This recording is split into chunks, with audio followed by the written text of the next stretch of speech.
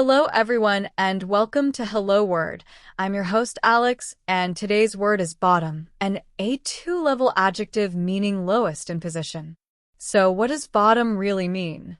Well, it refers to the very lowest part of something, like the base, the foot, or the underneath.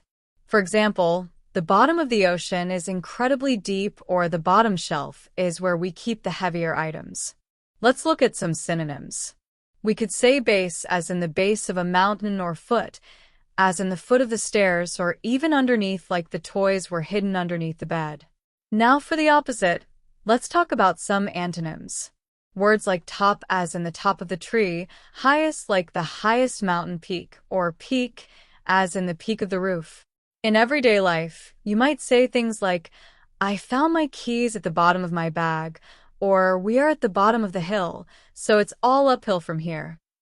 You might hear phrases like get to the bottom of it, which means find the real reason behind something, or the bottom line, which means the most important thing. Here are some sentence examples.